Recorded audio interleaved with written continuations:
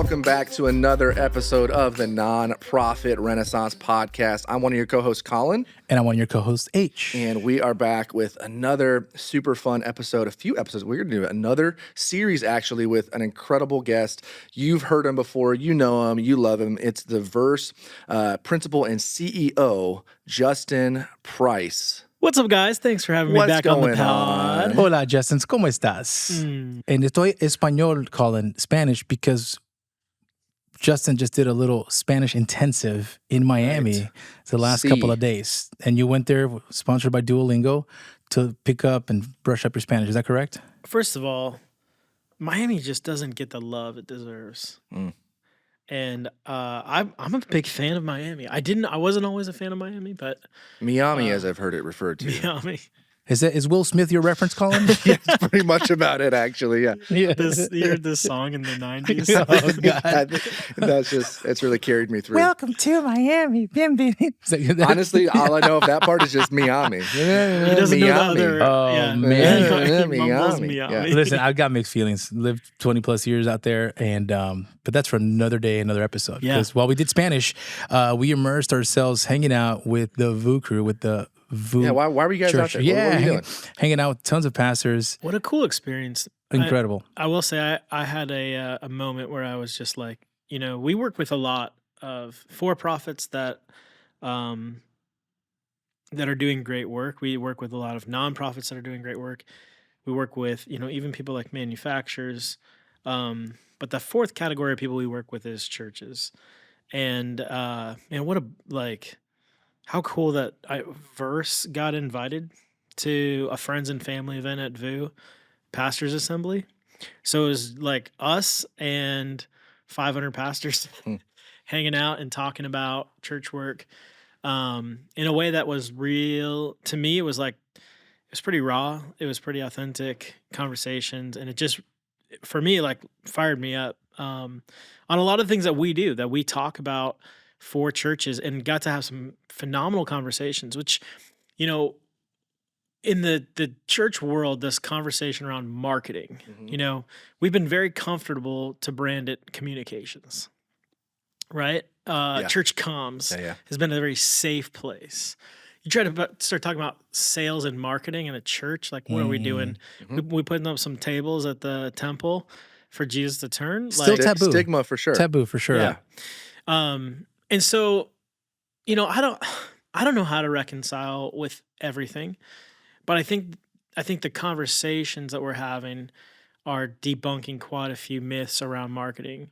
And it's really fun. It's a privilege to get to talk to pastors. First of all, I have been serving the church for over 2 decades.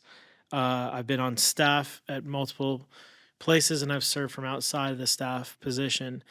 And to me, there's no greater honor than to get to serve somebody who's full time, just doing this day in and day out, and doing this being the hard work that is working in a church.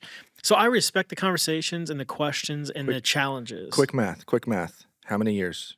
Church work, how many years? 21. 21. 3. 23. So that's 44. Am I doing that? And then I'd probably say about 15. So we're 50 up plus. there. We're senior citizens. basically one in retired, a retired pastor who started when he was born. Yeah.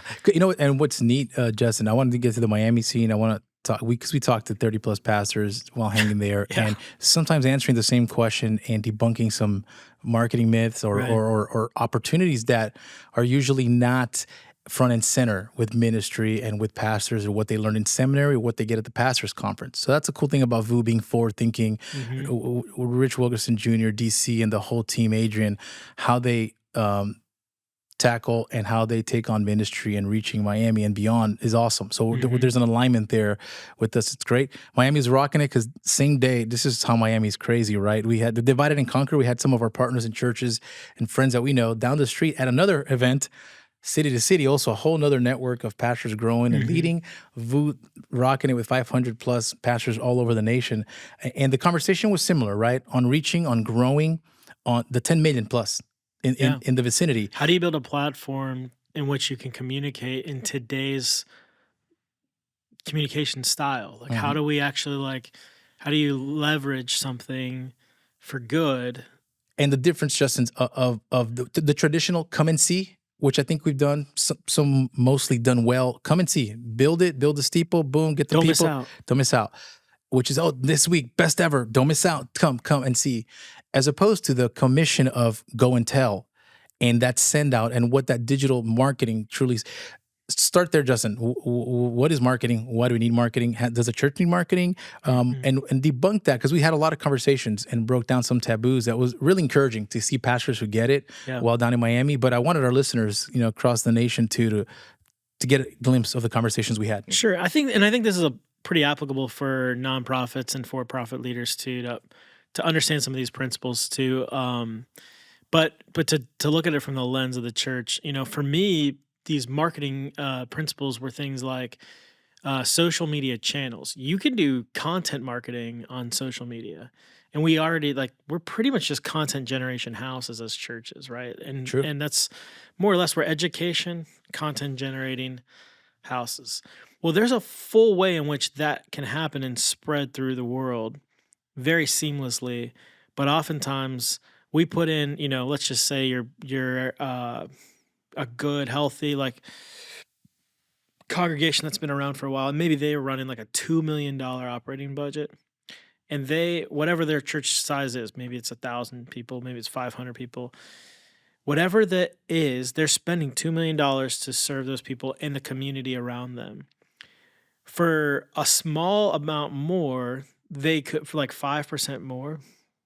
Quick math on that, Colin. It would be Yeah, it's about, give or take, carry the one. It's it's a little, 100 it's a little grand. more than that. Yeah. He's Yeah. gonna post produce that Yeah. insert. The answer is and we're back.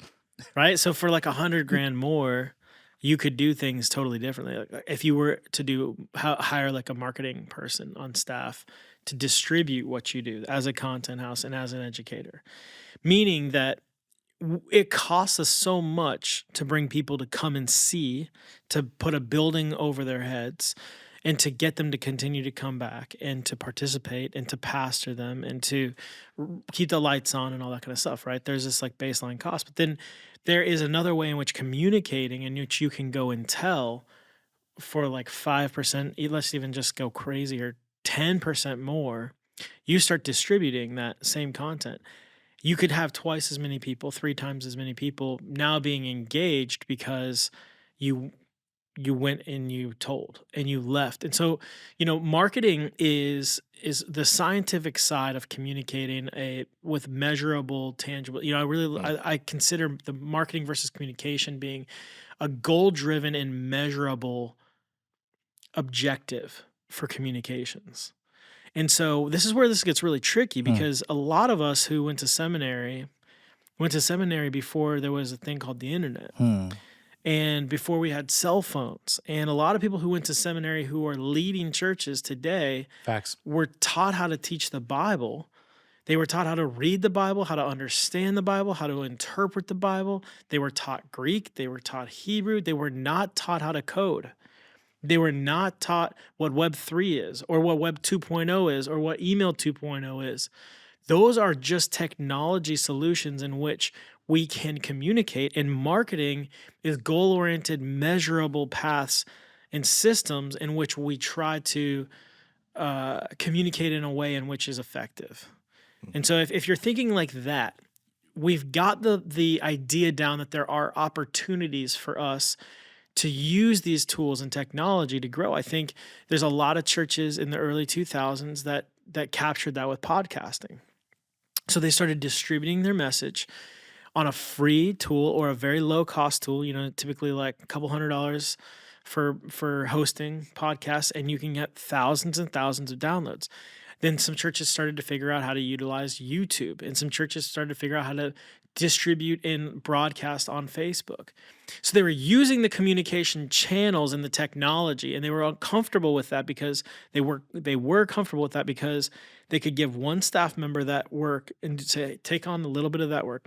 Our tech guy or our worship guy or communications girl or guy gets to do that work, and we're just going to keep doing the same thing we've always done. We're going to have people come in, but we'll now take that message that we did inside and we're going to now distribute that out. Still not marketing.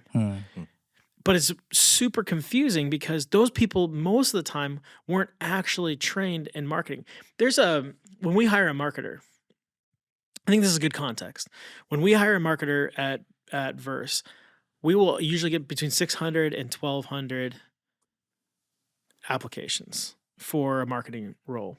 We're not a super big agency. We are faith-based. We've got some controversial clients. Like a secular marketer may be like, I don't know if I want to work with churches or some of the organizations we work with. Let's name them. Like Let's the go. pro-life, like specifically the pro-life work that we do. Positive controversy. Yeah, but in the marketing world, Yes. we will still, Big despite risk. all of that, we'll get 600 to 1,200 applicants in. I will test those people on what they actually understand from like marketing through. We have kind of like a series of steps in which Filters. people will try to filter out people who don't really know what they're doing. We usually get that down to about 25 people who actually know what they're doing, meaning that they actually have done it, they have experience, not just they understand the concepts, and they fully understand what it means to set a measurable goal, monitor that goal, deliver on that goal, make the adjustments necessary to maximize the efforts being spent to hit that goal. And that work it takes some talent, it takes some time, that takes a lot of work to develop that. When I first started, and a lot of people first started, I did things like I ran like content on Facebook for churches. And it was like, because we started doing this, we would talk about like, we started with like, come to church, or here's like what we're doing at our church on Facebook. And then I would take it and I would go like, that's not that important to people who don't go to this church, right? But we would do like a video for an event that was for the community, or what it really performed the best was honestly always the missions work, like the outreach work. And people from the church would share the outreach work because they were really proud that their church was actually doing outreach work. And the people from the community actually responded to that. And then I figured out like that work took me, let's just say that took me 5 hours, maybe 10 hours to get the video edited and everything. That work was the best content.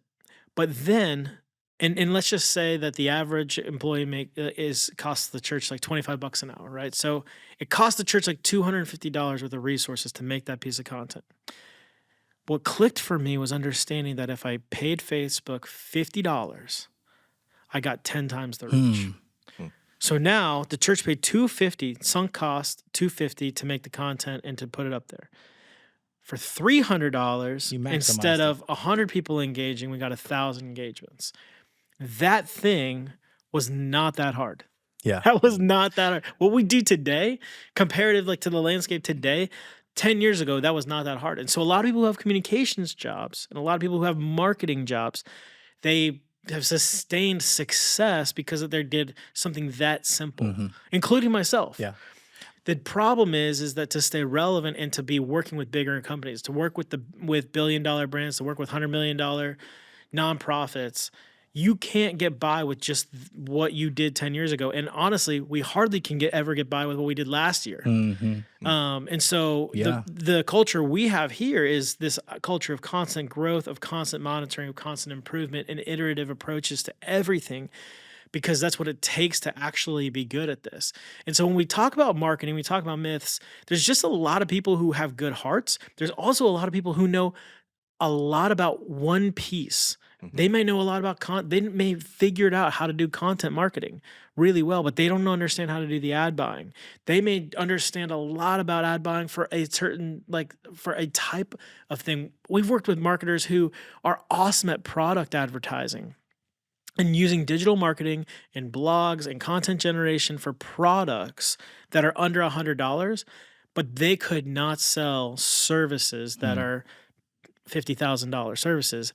with any of the things that they've figured out with that. And so we get these big pools of people who are like, I can do marketing, and they really can only do a small piece of this. And churches, I think, have had those people in their congregations with good hearts, and they've said, pay me to do this, or let me spend some of the church's money to do these advertisements. Like, I'm doing this blog thing, I'm a popular this or that or whatever, or this has worked for me in the past years. And then the pastors are like, oh, we tried that already. It didn't really work with that particular person. And so that's kind of the landscape we're sitting in right now, is like, there's very few people who have been as focused on a demo as we have with church work.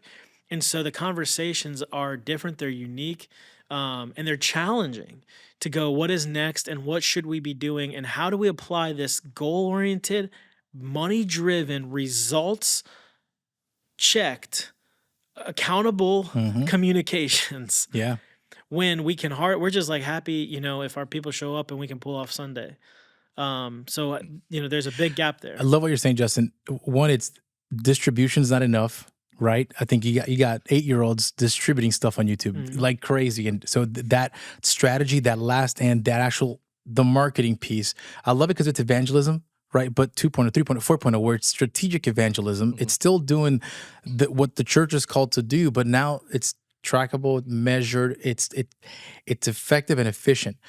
I'm gonna flip it on you here real quick, putting on my XP, my senior pastor hat, because I've sat on that chair where I've got to sign the checks, I've got to manage the budget, and I'm like, yeah, but I can't see or feel or touch that, Justin. That's pretty. It's cool. I'm happy that the content's getting out there. Yeah. But now you're telling me to pay Facebook for more? I don't want to give that guy. I don't want to give that platform. I don't want to pay that tool. And I've been on both sides, and that's a tough sell, because I'd rather pay for somebody else to do more stuff over here next to me that I can see, rather than do the extra $50. Or You'd rather have like another employee. that's typically what I hear, and typically the challenge. Or why not give this person a raise to just do more of the YouTube thing, or to do more of the same thing they're doing? Because that's easier to see and verify. It's as the tangible. opposed to, Or are those people even real? Or what? So talk to me about those, because we talk with pastors that's continually the tension. We have a guarantee. They've seen results. Our case studies and our track record speaks for itself, but it's still something they have to overcome.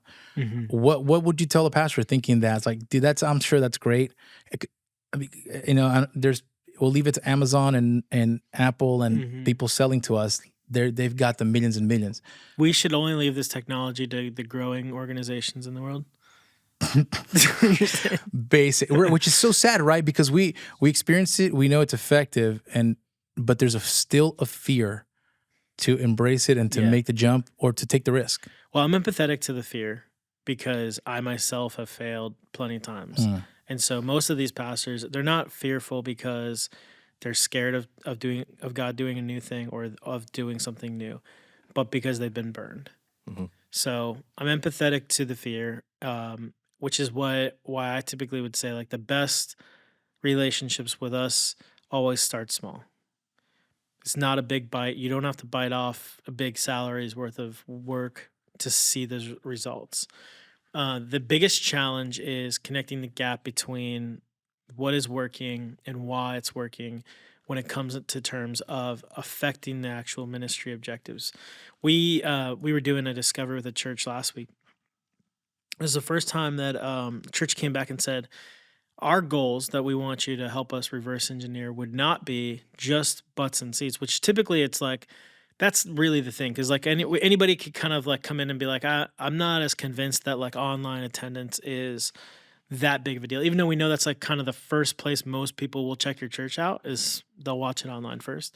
So that's a leading indicator.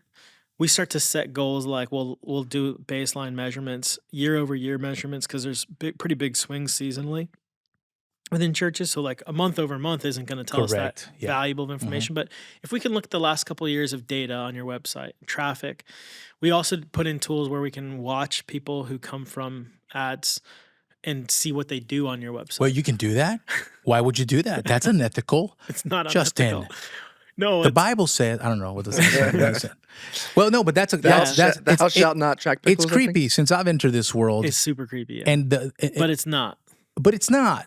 But it is. But it's not. because I think we volunteered the information. Information's out there. The wrong people are buying it and using it for bad. Yeah. Yet, so talk to me a little about that, because people don't know. I guess the point to answer your question is there is technology in place in which we can track the advertising and the work that we're doing with marketing, whether that is an email that you're sending out to your congregation or to somebody who's interested in helping with a donation or a capital campaign. And most churches are stuck at 1.0 still, even with things as simple as email. Right? We could do a whole episode on that, by the way. Right. Just sending out emails into thousands, it's not enough. So marketing, like good marketing, would be to say sending email was the first thing. And most of us are like, we send out, I love this. Whenever I'm like, tell me about your email system when talking to a church, they're like, we got somebody who's doing email blasts. I know it. We send out email blasts every week. Because I delete it. Yeah. And I'll be like, okay, cool. What are the metrics on that? What's that? What do you mean metrics? That means, and they're typally like, we don't do. They're like, we use standard here in America. We don't do that metric. We don't do the metrics. Europe. No. So we'll look at things like the open rate, right?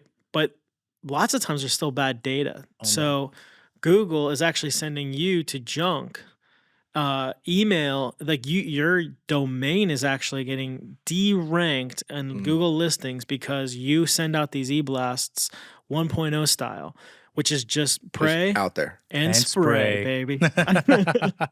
Which is such a waste, because a staff member will get discouraged or feel like they're doing the work of the Lord, and we sent it to 50,000 people without knowing that no one opened it, nobody clicked it, nobody got the information. You're hurting your church's digital footprint. It was 5,000 people in your area. It was 5,000 people up in Canada. It was 5,000 people out, Yes, exactly. Well, Justin, speak to this, because this was part of the conversation, and we can do episodes and episodes of this. And this is going to be a little bit of the secret sauce.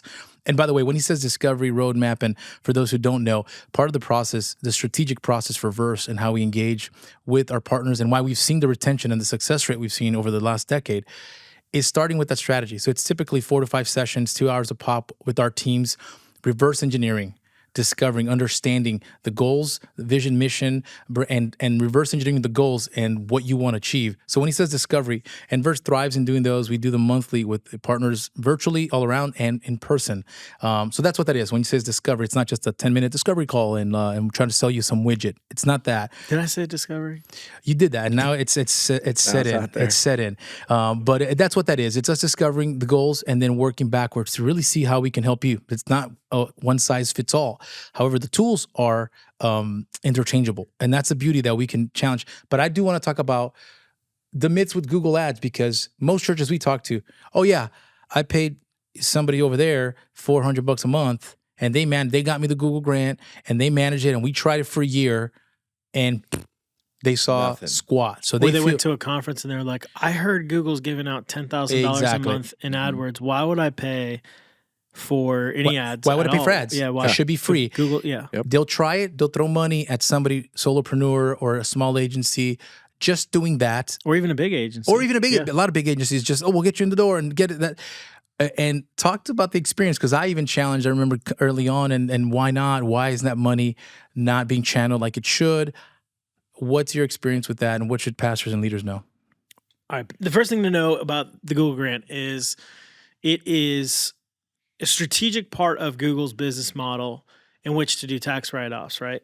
And so they don't want a tax write-off part of their business model to cannibalize the profitable part of the business model. Google's ad platform runs off of the basis in which it is the most desirable keywords are paid for. The more desirable they are, the more bidding competition. Typically, the more desirable they are, the more they cost, right? So if there is 10,000 people who search church near me, Google wants you to pay for that if you want to show up first when somebody searches church near me, right? And it's important for them to know it's an actual bid and auction. These prices are set based on interest. Right. Based on region. They change from month to month. They change. So church near me is not going to be the same in Alaska that it is Miami or in South Africa. And based on seasons, based on population, all of the above. So it's a bidding when you talk. It's not it's $1 period across. It's bid, it fluctuates. Go ahead. But I've been doing this for 10 years. I've never sat down and talked to any church who did not, when I say like, hey, how do new people find you? What do they do? Like, talk me through how somebody new walked into your church, nobody has said anything other than they got invited by a friend. But if there's any technology, nobody has said anything more than they went and they Googled church near me or a church or looked for a church on Google. So there's a few phrases that are pretty universal around the country that Google wants you to pay for. Those in most cities, those are running a couple bucks. So here's the deal with the grant. The grant will give you words like up to $1.50, $2, words that are not valuable. They're not going to be $3, $4, $5, $10 words. The reason why people are willing to pay that much for those words is because if I can get Aridus to find my church first, and he likes what he sees when he clicks on the church, he's likely to show up. If I wanted Aridus and his family, and he fits the demographic of the people I want, it's certainly worth $10 to get Aridus's attention. And the way that the metrics typically look is like I'm going to see 100 people I want to show that ad, and maybe out of 100, 5 to 10, in a good case with a church that has a good reputation, I might get 12, 15, 20 clicks. That's like the click-through rate is the percentage out of 100. The CTR. Is going to be like, this is how basically good that ad was presented to the audience that it was shown to. Not to lose our listeners here. So, but Google's giving me $10,000. I can use all that money. So they're for only all giving you they're only giving you the words that are least expensive, like under $2. That are not the high value words that don't convert. Right. So someone who doesn't know anything about this, they see $10,000 and say, "Oh, cool, $10,000." Right. But they don't see the pool of what they can actually buy with that. So what do they do from there? Or how do we come in and help? It's almost like when you're a kid and you go shopping for, Christmas presents, and you're like, I want to buy my dad a grill because I know my dad needs a new grill. And your grandparents give you like a couple bucks, or you saved up that like $10, and you're trying to shop, and you end up at the dollar store, and all you could really afford is like that like crappy grill spatula that you still get burned when you use it because like it's only 10 inches long. That's kind of like shopping with the Google grant for Christmas for your dad. Grandma Google is giving you this money, but she said you can only shop here. It's like that. It's like you're just picking up the scraps of AdWords. It's actually super tough to use the Google grant. There's very few agencies that use it for all $10,000. They will set it up. They will try to get it so that it gets as much traffic to your site. Here's the bigger problem, though. If your agency is trying to get to spend all the $10,000 because they want you to feel like they're doing a good job spending the Google grant, meaning like they did a good job, they set it up, and they want you to see all the traffic going to your site, but it's the wrong traffic. Mm-hmm. It's bad traffic. Like they literally put words in there that are not even for the right people that should be coming to your church. Right. Then Google looks at your website and all that traffic, because people, what they do is they go on and then they leave when the second they see like, this is not what I was looking for, right? So what happens to your website? Organically, it goes down. Bye. The rankings continue to go down because it's clickbait. They're bouncing. So your bounce rate goes up the more that agency sends the wrong people to your site. So then Google, whose job is to find the right thing for people and match them as fast to the right thing, or else they go, I'm going to look for a different search engine. Mm-hmm. They go, well, I'm not going to show that site again to these people. I'm not going to show the site again to these people. And slowly but surely, we'll see churches who are like, yeah, we've been doing Google ads for like 3-4 years. And I'm like, yeah, you guys aren't showing up anywhere. Yeah. And you're a big church. Like, I should be able to find you locally, if nothing else. They're like, they've got a bunch of reviews. They got a bunch of people who come to their church every week that go to their church website. Google should be rewarding you for that. But you've got somebody over here who's motivated by the wrong thing, which is just to spend that Google grant, and has just blown up your bounce rate. When you look at the actual analytics, when you dig the deeper level than just the surface vanity metrics, you start to realize a lot of churches are just getting burnt by people who are, and let's be honest, like $400, most good marketers are worth $200, $300, $400, $500 an hour. Seriously, like, yeah, you're saying they're worth it. So you paying somebody $400 a month, you're not going to get. You're either getting somebody who's not worth very much, if they're willing to give spend 10 hours working on that at $400, or most of the time what you're getting is you're getting like a 20 minutes. Cut and paste, cookie cutter. Mm-hmm. Yeah. Feel good. One or the other. Either way, it's not good. Yeah. And Justin, because I do want to get to the bounce rates, by the way. If that's somebody jumping on your site and literally rolling their eyes because now they're mad at your site. So the brand impression there is actually negative because they're like, not this, bye. They drop out in a second. Your site just keeps going to the back of the list, right? Your brand. We've seen it work in a different way, though. So it's not that the Google grant is all bad or it takes work, takes strategy, it takes, tinkering with and figuring out the keywords. It's not all bad. It's not all bad. So just know because we get one churches. really cool strategy we figured out. Because we did like a year or two of like, we couldn't spend it. We couldn't spend the grant. We couldn't figure out how to use it. If we can get enough traffic, if you can pay to play, you can get good words going. You start climbing the rankings. This is my free tip. Yeah, a lot of churches that jump on this find incredible results, and this is the kind of work let's share it because I think it's important. So first of all, like we'll take all the low-hanging fruit we can get that are right, which are going to be like the key phrases that have your church's name in it. Those are not very expensive words. You should be paying for those words, just making sure that if someone actually was looking for you, you're going to show up, and not somebody else who looks or sounds like you. So that's the first little free tip is like use the Google grant for the stuff that's got your name in it, and all of the stuff, your youth group's name. You've got that cool, funny name for your youth group, whatever it is. Throw that stuff in there too. Like, so buy those words because when that mom or dad is actually looking for you for that youth group name, you should show up on that. The second thing is when you have enough good traffic coming to the site, there is retargeting. So Google is not just AdWords. This grant you can also use in Google Display. Google Display is typically not nearly as effective as an AdWord because it's being displayed out on websites that may or may not be for your particular audience, but you can put it in the right zip codes. And then ultimately, if you can get a certain number of people to your site, you can turn on a retargeting campaign.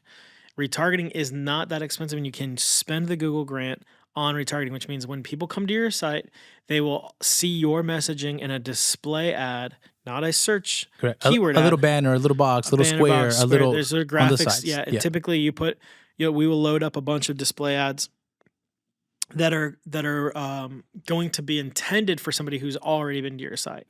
So the messaging even in that is now not like you've never heard of us before, but it's like, I'm trying to get you to actually show up to church now because you did check us out at some point. And so those display ads will follow people around. This is the kind of annoying ad when you've already bought that pair of shoes and you still keep getting targeted for it. They're not that expensive to run those across the internet and to run those across all of your phone apps. And the Google Display program, it's a pretty big media program, which is pretty diverse, and there's a lot of placement for that. But that's the way that you can spend the ad grant from Google. And those would be the two tips. Is there are valuable cheap words that you should get, even though I wouldn't say that like if I was to run an ad thing for you, that those are the words that are like generating new people, because those are like people who already want it. But that is by far that retargeting side of it. Like you put those things together, you get some of the $1,000 worth of free words that are good words, get the retargeting going, and you add on like a few $1,000s of like really good AdWords to that thing, and you've got a super powerful. And I would say, like when we were looking at churches, I'd say probably about a 1%-ish of the churches are doing a good job with that particular program. Well, like we said, all of that value was for free right there. So, so you're welcome. We're not charging for this podcast, dude. No, maybe we should. Have you learned nothing? No, I love it. Listen, I love. We should really get our media team and the ad buying and the marketing director rather than me. But it's fun to at least botch the concept. Listen, Justin, and I know we've known each other for a few years now, but the team we've hired, the folks with the experience and the access they've had to massive accounts is incredible because we've gotten to tap into that. It's been eye-opening for me, who's been like, just put it on the billboard or just make more shirts. And listen, there's some value to that, but that alone is spray, right? What is it? Pray and spray and may, and hopefully spray it everywhere. Yeah. So, and it feels good because it's an ego. It's a pat on the back to my peers. They're like, did you see my picture over there on that thing? Did you get my mailer? Yeah. Amongst all the other trash I trashed, the trackability, the next gen, especially, which native apps, native tools, native software, native networks, it's the language. It's the language, and you can target and you can be specific and not just spray. We're gonna wrap this one because there's so much more I do want to talk about. Yeah. So much more, and we'll do part 2, man. We got to do part 2 on this. Is that all right? Yeah, we can do a part 2 on this. We also got branding. We're gonna talk about branding coming up, and that's gonna be a super fun one as well. So, Branding, not Brandon. No, I just said Brandy, the drink. Oh, that's Sorry, that's our other podcast. You have another side podcast. Yes. Yeah, that's right. Yeah, Cool. yeah. We do pay for that one, by the way. Brought to you by. No, but yeah, we keep an eye out. We got some good stuff coming up. Justin, thank you for all of that insight. If you want to know more, versecreative.com will help you out. But thank you so much for listening. We will see you next time on the Nonprofit Renaissance. Thanks again for listening to the Nonprofit Renaissance. We hope it ignites a renaissance in you and helps you go further and grow faster. Be sure to share, rate, and subscribe. And if you'd like to recommend or be a guest on our show, send us an email at podcast@versecreative.com.